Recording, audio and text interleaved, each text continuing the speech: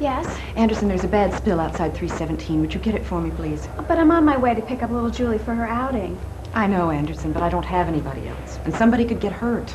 But this is about the only enjoyment the kid gets. I'm sure Julie won't mind a couple of minutes delay. Well... I'm sorry, Anderson, but you know how things are around here.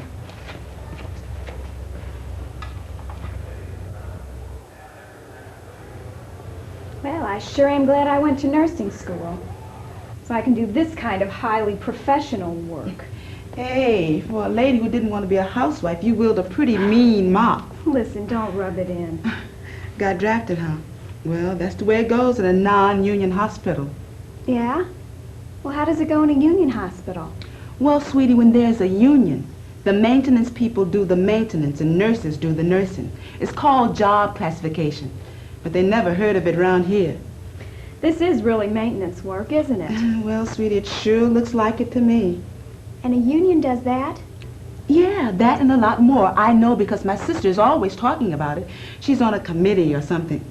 Oh, hey, Dr. Mills will be screaming for these. I better get moving. Later, Aggie. Yeah, later.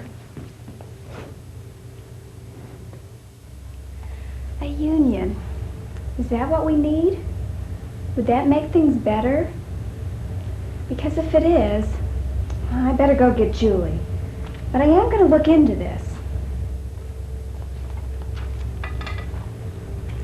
Aggie Anderson never thought much about unions. Till now.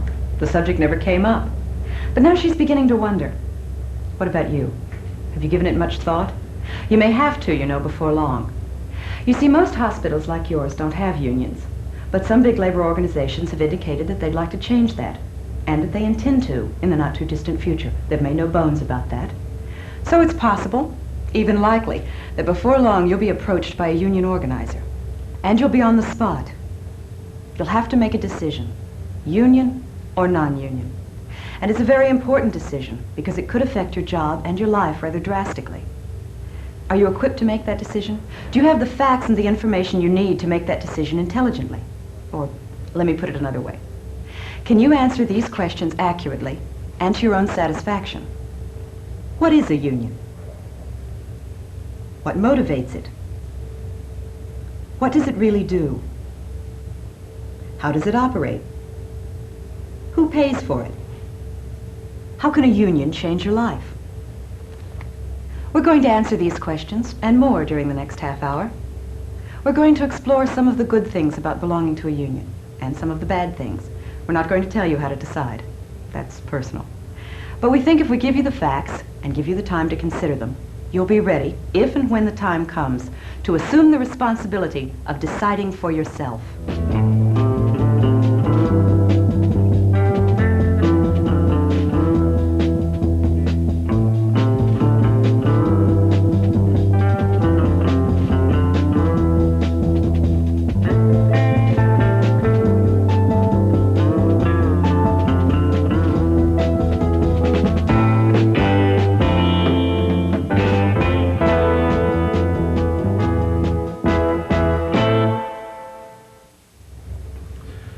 Hey, how many years of research do you think it took them to develop coffee that tastes this bad? 10? 20? I think they're still working on it and making progress. I mean, it seems to be getting worse all the time. Now I know why Aggie drinks so much soda pop. Well, I drink 1 cup at home before I come in, and that's enough for me. You know, after all, this is a hospital cafeteria. The food's supposed to be bad. I think it must be an AHA regulation or something. Welcome to the Memorial Hospital cafeteria. It's a place, like your cafeteria, where the nurses, therapists, and technicians get together to bitch. They complain and get it all off their chests. And there are always plenty of topics of conversation, because Memorial's not perfect. There are problems, as we'll see if we eavesdrop just a little bit more. Just don't spill anything. That's all I ask. What's that about? Am I suddenly accident prone?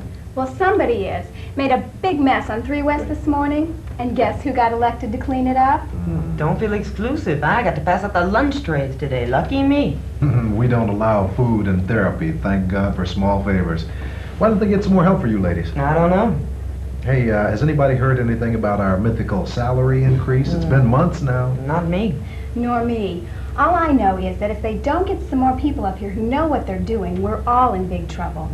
You know, maybe we ought to do something. And you have something specific in mind? What? No, it's just something I've been thinking about. What's that? Thinking things don't sound so different from the place you work? Well, it's not surprising. Hospitals aren't perfect, and ours is no exception.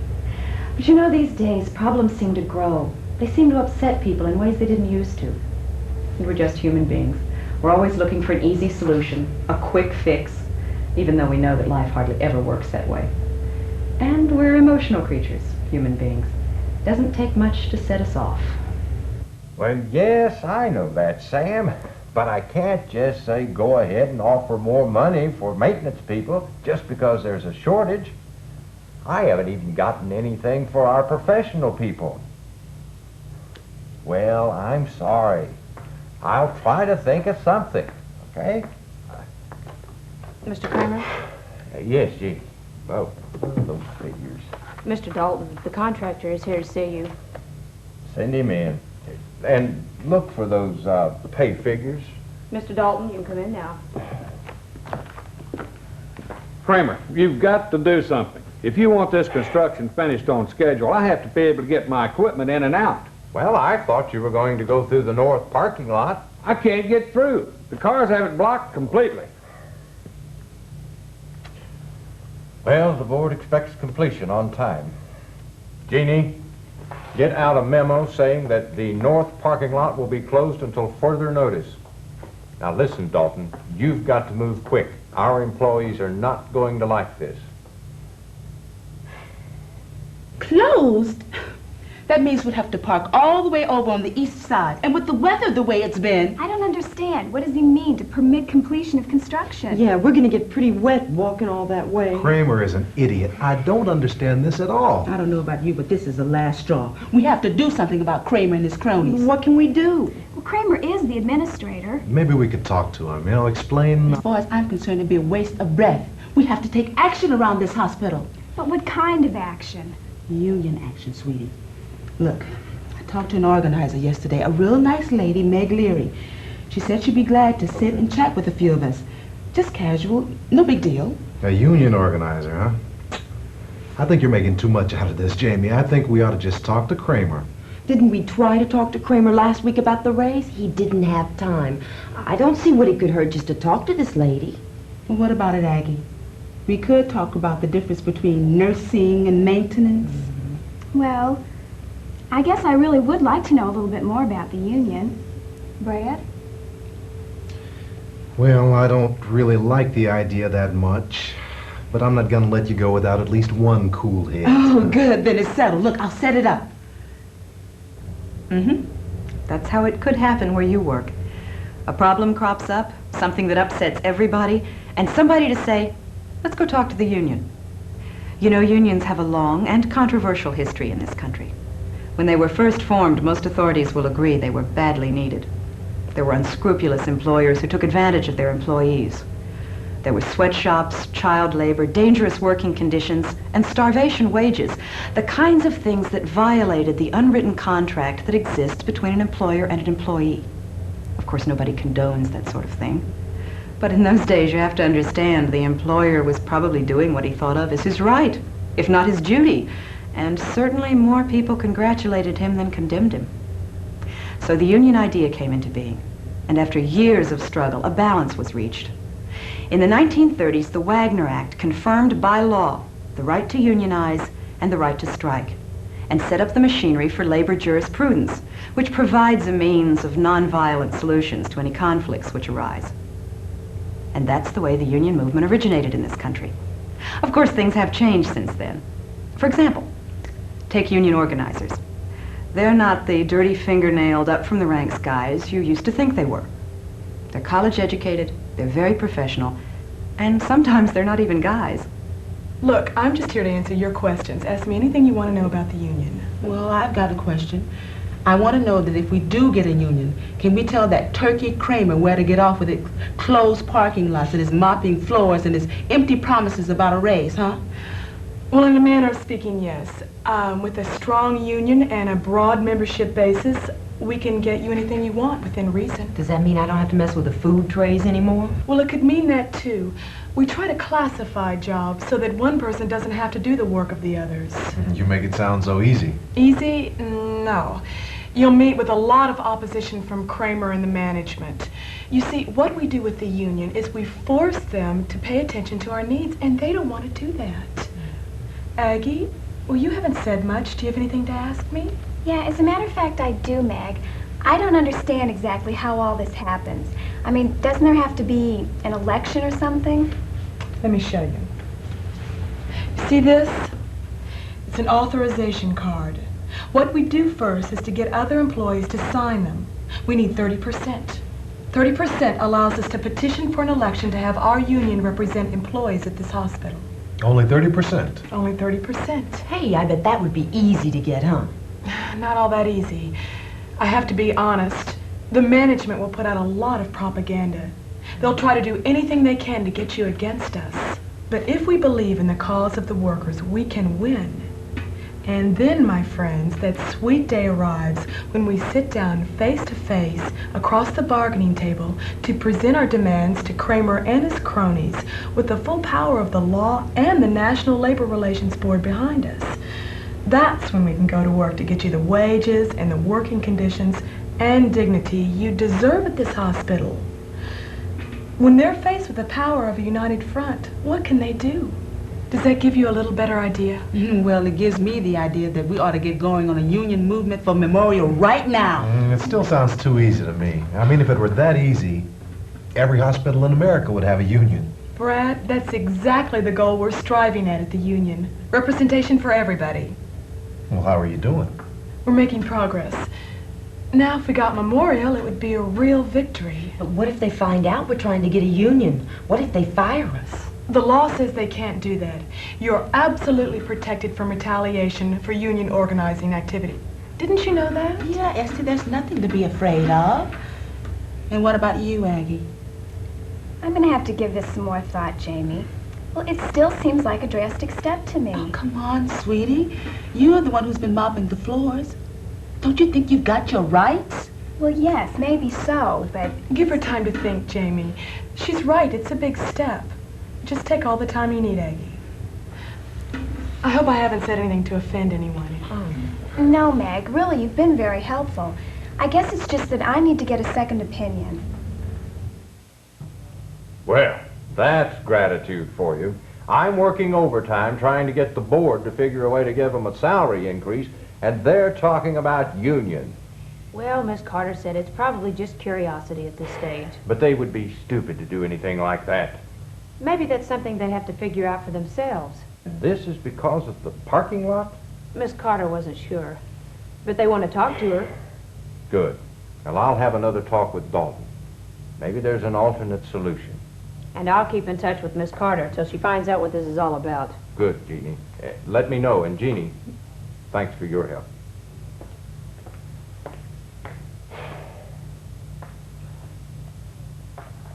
And while I was pushing that mop, and little Julie, waiting for about the only enjoyment she gets these days, well, I just decided I wanted to know more about the unions. And I still do. You know, it seems to me that if the people you work for don't think of you and consider you when they make their decisions, well, then maybe the union isn't such a bad idea. Now you're talking, sweetie. Washington, you've never worked for a union hospital, have you? Well, no, but my sister's always But you told me. haven't experienced it personally, have you? No, but that doesn't... Well, I have. Would you like to know what I've experienced? I don't see how that applies. Well, yes, I would. So would I. Yes, what happened with the unions, Miss Carter? Well, the worst of it was, it tore the hospital apart. I had some friends, some very close friends, people who were important to me. People like you and Aggie and Jamie. And all of a sudden, we were on opposite sides of the union question. And I'm tired of you and your wishy-washy ways, Agatha Anderson. You either for me or against me, like they say. But I don't see where we'd be so much better off. I think you exaggerate the advantages. Oh, so now I'm a liar. Oh, well, I think I'll go have my coffee somewhere else today. Jamie, wait. Listen, I don't want to fight. And even after everything was settled, We were still enemies. We never really recaptured that friendship. And that was a great loss to me. I wish it hadn't happened. But that would never happen to us, Miss Carter. We're all just one big family, aren't we? Yes. Yes, and that's what you'd be sacrificing. How can I explain it to you? Okay, let me put it like this. The union thrives on an adversary relationship with the hospital. That means that the union and its membership must be against the management. That's essential to the existence of the union. I mean, after all, if they agreed with management, who'd need them? They have to have war, and wars have sides. You wanted a union, and now you're going to have one. And you've got to choose sides. There isn't any in between, not anymore. You're either for the union and the good people who support it, or you're the enemy. Get that straight. We don't need any management scabs hanging around either, understand? And then management gets suspicious and wary, and they start pulling people just as hard. I can't see that nice lady going to war. She just didn't seem like the type. Well, maybe she's not. But that's what I'm saying. A union organizing drive is a war. And wars make people say and do things that they wouldn't ordinarily say and do. It's all a matter of tactics. Like the cards. Did you see the little cards? She said they were only to petition for an election, didn't she? But if you read them closely, you'll find that when you sign one, you're authorizing that union to do all your bargaining for you with the hospital. And in some cases, smart union people have been able to get a union recognized without an election. That's what I mean by tactics. Meg would have explained all of this to us later. It's just a technicality. You're just afraid that we'll get the 30% and beat you. Not me, Washington. But you do understand that the 30% is what the union needs to petition for an election.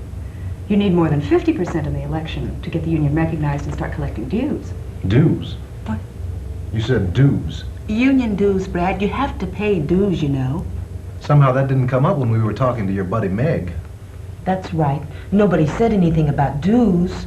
How do you think a union operates if it doesn't collect dues from its members? A union costs money. Yeah? How much money? I don't know. I'll ask Meg. Well, then the union makes money off of us. Well, I mean its members. But who decides how much the dues are? Us? No, the International, but you're putting it all wrong. Maybe not. The dues were $10 a month where I used to work. They'd be more like $15 or $20 a month now. And then there was the initiation fee, and there were a couple of assessments, and I remember I even got fined once. Belonging to a union isn't cheap. Know why? Well, what do you think a union is, anyway? It's just a group of workers fighting for their rights. That's all it is. Well, you can believe that if you want to, Washington. But a union is a business like any other outfit. And it has to make money in order to stay in operation. And the only way a union can make money is through dues, fines, and assessments.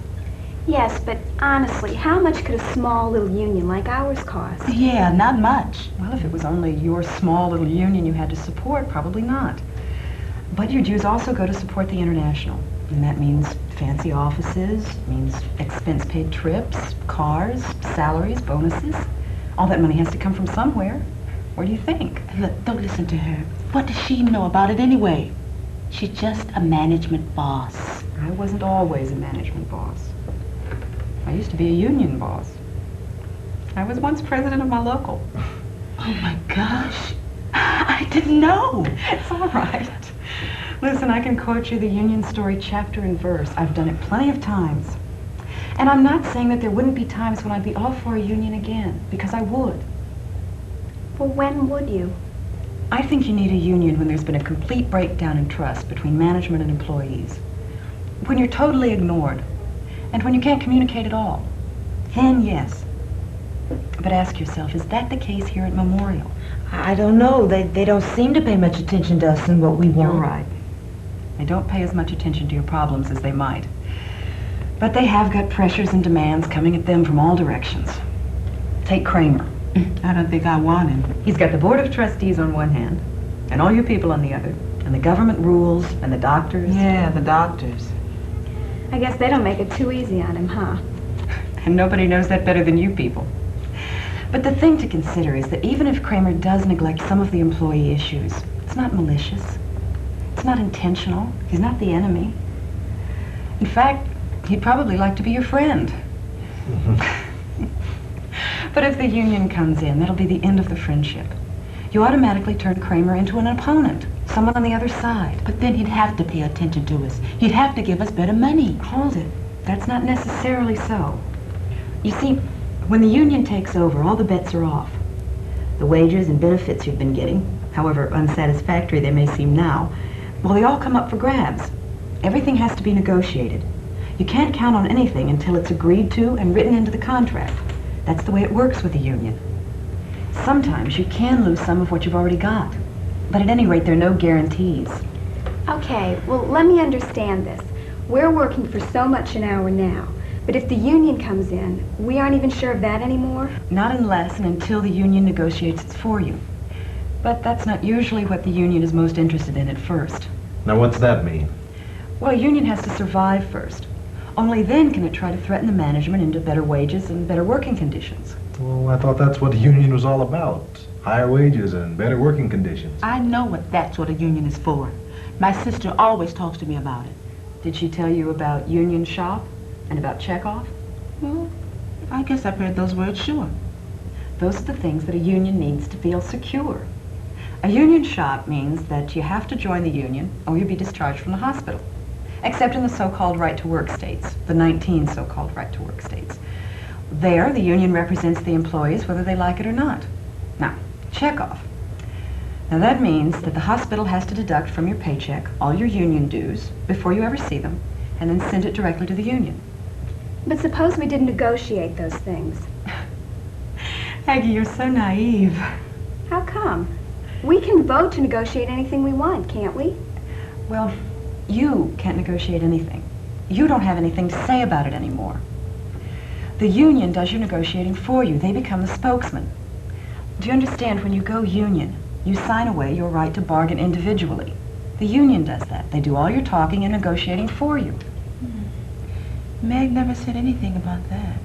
Well, why don't you ask her? I think I know what she'll say. They put those ideas in your head, Jamie. I told you. We don't take over, we just help you out. Well, after all, we're professionals in this negotiating business. And we know how to deal with management's tricks, and you people don't. And we know from experience what you need in a contract. Just trust us to do the right thing on your behalf. That's what we're here for. But we, the nurses and technicians and the other people who actually work here at the hospital, we don't do the negotiating? We don't decide about things? Well, of course you decide. You get to vote on anything we can win for you. Oh, I see. I just wanted to get it straight. Just don't worry about it, Jamie. We know our stuff. And you can't even solve little problems and disputes directly anymore. You have to go through the union grievance procedure, and that can take weeks, sometimes months. What's a grievance procedure? Well, it's a 4-step system designed to resolve disputes between supervisors and employees. It's a quasi-legal structure. The only thing is that sometimes the union doesn't proceed with it as fast as the employee would like. And there have been cases where employees have sued the union to get the union to carry out the grievance procedure. But wait a minute. You've got to admit that the union system works. Sometimes it does, and sometimes it doesn't. And when it doesn't, we all know what happens. I don't know. What happens? Well, it's what the union calls the ultimate weapon, the strike. Yeah, to make them give us what we deserve right on. Well, maybe so. But after you've walked the picket line for a while, you probably won't feel quite so enthusiastic. It's not the most dignified work I can think of, or the safest, or the most comfortable, and doesn't pay very well. In fact, usually it doesn't pay anything at all. Say, what do you hear? Any progress in the talks? None I've heard about. They'll give in. It just takes time. Hey, I'm running out of time. I haven't had a paycheck in a month and a half now, and I got rent, car payments, insurance. Did you all get one of these? What is it, Esty? It says I'm being replaced at the hospital. What? Can they do that? I mean, replace somebody while the strike's on? Of course they can. And when the strike is settled, they can keep the new employee instead of putting the striker back on duty. I was lucky. I never had to go through a strike. They're no fun. You really make it sound like a bad deal, Miss Carter. I don't know what to think. Is having a union all bad? What can I say, Washington? I was the president of one. I think a union should be a last resort when you don't have any other alternative. Because it costs to belong to a union. And I'm not only talking about the dues you have to pay every month. It can cost you an individual relationship with the people you work for. And it can cost you friendships you might have built up. And it can cost you something else, which I'm not quite sure how to describe. Let me put it like this. Something inside me, even when I was in the thick of battle for my union, something kept saying, this isn't me. This isn't the vision I have of myself as a professional, as somebody dedicated to relieving the suffering of others, to helping them find health. It just didn't fit. It didn't go with the uniform. Belonging to the union cost me something of that vision of myself. And I'm not sure I'll ever get it back completely. Well, then you are against unions. I'm against people like you who've never worked in a union hospital and walk around here all starry-eyed and expecting miracles from a union. Over what? A little bit of mopping? Was it really that bad? Well, no. I guess it just got all blown out of proportion. They do need to beef up the maintenance staff around here. I agree. But I'm not sure that's sufficient cause to cry union. Yeah, but if all the hospitals are going union... Who said that? Well, Meg sort of implied that... Well, the fact is that about 4 out of 5 people who work in this country don't belong to unions. And in the medical profession, the percentage is even lower. In fact, relatively few hospitals are union. I see. I'll put it bluntly then, Nora Carter. Privately, personally, do you think we ought to try for a union here or not? Personally? Privately? Just between us. I'm not going to tell you how to decide. You have to make that decision for yourself. But now you know something about what you have to gain and what you have to lose. So ask yourselves, do we have to have a union here at Memorial? And if the answer is yes, if you don't have any other alternative, then go ahead and pay the price and do it. But if you do have an alternative, then the price is too high and you'd be foolish to do it. Does that mean she's for it or against it? It means she isn't sane. It means we've each got to decide for ourselves. Well, if you live long enough, you see everything. This has got to be the first time I've ever seen Miss Carter not tell anyone what to do. Well, I didn't say I needed the whole parking lot. You implied it. No, I just And you said... threatened me with a delay in completing the job.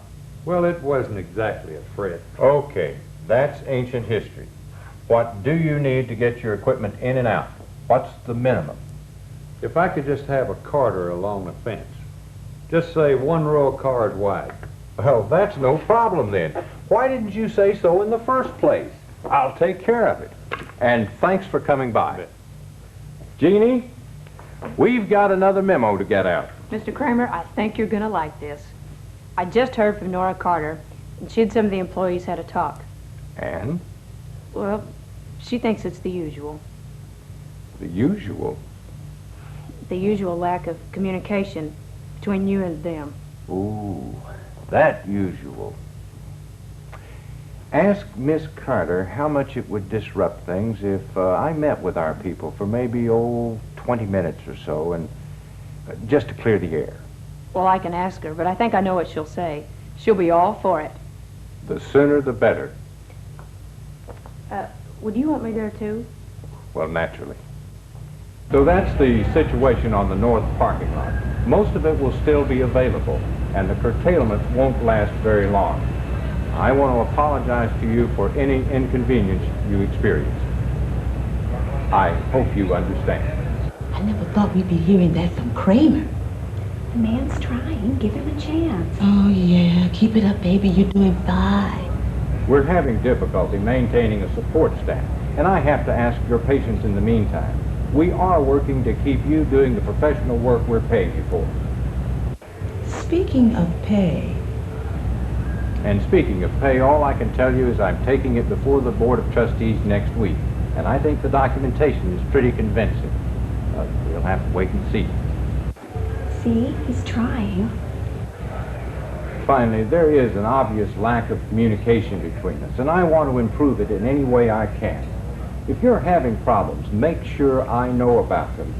Perhaps I can't solve everything instantly, but I promise you I'll try my best.